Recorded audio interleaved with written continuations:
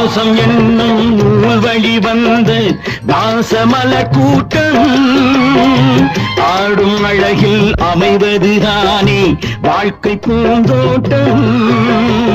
பாசம் என்னும் நூல் வழி வந்த பாசமல கூட்டம் ஆடும் அழகில் அமைவதுதானே வாழ்க்கை பூந்தோட்டம்.